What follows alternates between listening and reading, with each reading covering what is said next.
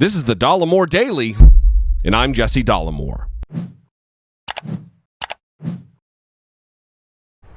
Well, obviously, I'm not in my home studio.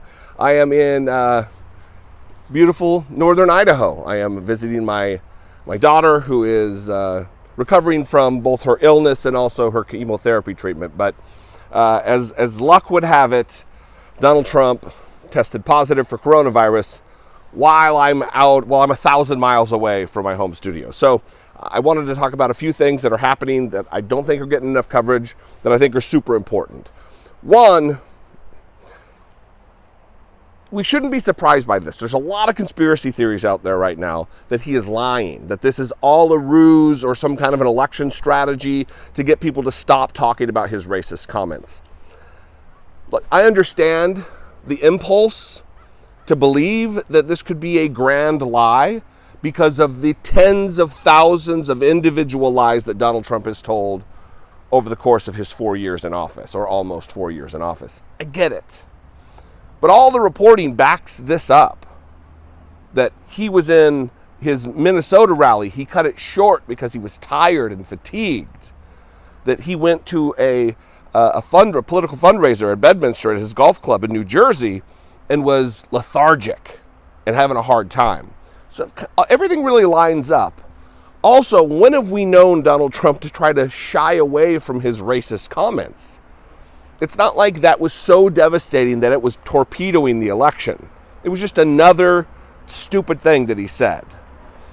Now, the other point of it, I think I mentioned it briefly, was we shouldn't be surprised that he has COVID. He's disrespected this. He has downplayed this from the very beginning. He called it a Democrat hoax. Many of his supporters have gone out now and done conspiracy theory videos, plandemic. So we shouldn't be surprised. Excuse me. We shouldn't be surprised by it. The other thing that it's getting some coverage, but it is just disgusting, is the fact that after being on stage with Joe Biden, knowing that he tested positive, he never contacted the former vice president to let him know, hey, you might have it. You should get tested. He didn't do the decent human thing, let alone the thing that's in line with public health policy. Now, as far as some of the other things that are being talked about, there are obviously wide-ranging implications of this. Having a major world leader test positive, a major world leader who is a fat guy and an old guy. He's multiple metrics he fits that are a problem for outcomes, health outcomes. So this puts world markets in flux. This puts our national security situation in a problem. Now, the markets already, last night when this was announced, or early this morning, depending where you live in the world or the country, the future markets were tanking. Because there's uncertainty when the President of the United States is gravely ill or prospectively gravely ill. There is uncertainty when Mike Pence is waiting in the wings to take over the job as President of the United States, a woefully unqualified man to be president. So all of this is very concerning. I would say this to all of those people out there, because I'm hearing whispers that Joe Biden should suspend his campaign, that he should put it on hold until this gets sorted out with Donald Trump. I think that's ridiculous. I think, if anything, Joe Biden should double down on campaigning. Donald Trump played coy with this pandemic, packing rallies with thousands of people shoulder to shoulder, not masked.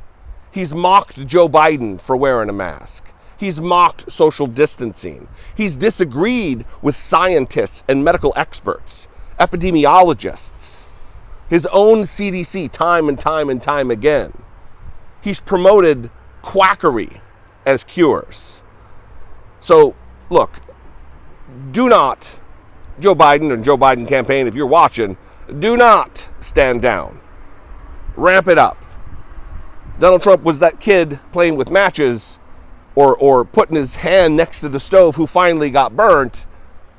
We should take appropriate measures to be sorry that it happened because he's a human being. But I'm not going to be beating down his door or sending him a care package. I guess we could send him some bleach that he could inject. That might be helpful for him since he believes in, again, wild and wacky cures. So, above all, like I say, just about the end of every video as we approach the election, get out there and vote. November 3rd is rapidly approaching. We're now just about a month away.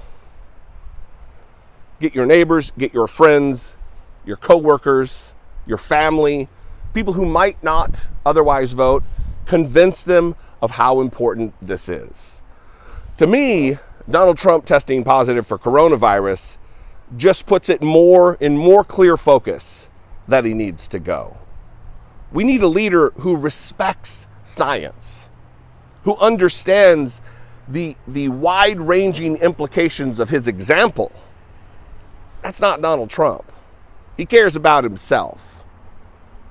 He's met with countless congressional leaders, even his prospective Supreme Court justice, meeting with her while infected, willy-nilly, because it only matters about him, no one else. Anyway, I will be back from Northern Idaho next week. Look for me there.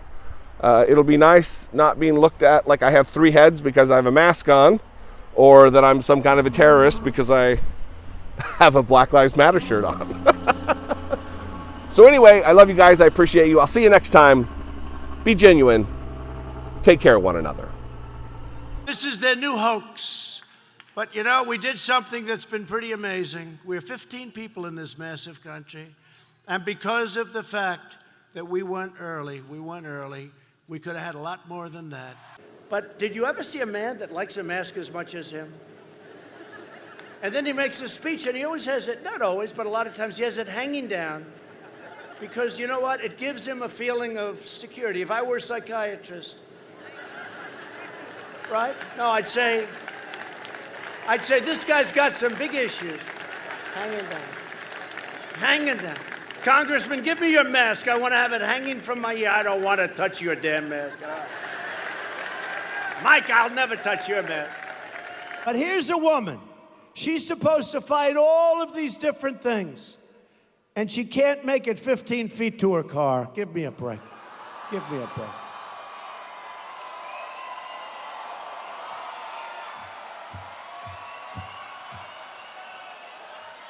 Give me a break.